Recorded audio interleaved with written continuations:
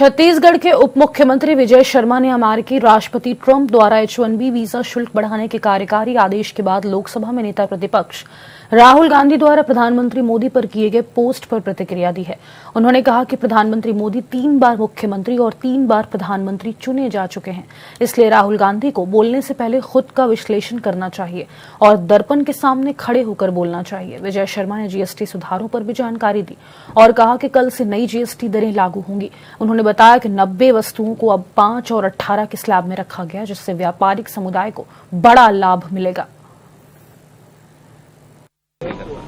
3 बार के मुख्यमंत्री रहे, कोई चुनाव नहीं लड़े, मुख्यमंत्री बने और फिर 3 बार बनते रहे। 3 बार के प्रधानमंत्री,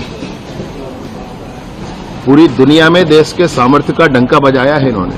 और उसके बाद राहुल गांधी जी ऐसा कहते हैं तो राहुल गांधी जी को स्वयं का पहले विश्लेषण करना चाहिए, एक बार दर्पण के सामने खड़े होना चाहिए, फिर बोलना चाहिए। सर, ये काफी ज्यादा बदलाव किया गया कल से जीएसटी के दरों में कल से नवरात्रि के प्रारंभ के दिन से ही जीएसटी के दरों में बदलाव हुआ है।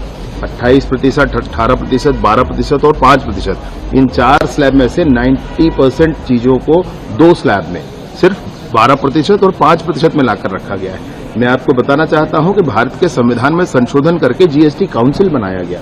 जीएसटी काउंसिल भी बहुमत के आधार नहीं, लगभग सहमति के आधार पर चलने वाला काउंसिल है। और जब 75% वहां 3/4 जब वहां पर सहमति हो जाती है तब कोई निर्णय पारित होता है। जो निर्णय पारित होता है वो लोकसभा में जाने की आवश्यकता नहीं होती, देश में लागू हो जाता है। और ऐसे बहुत मजबूत काउंसिल बना करके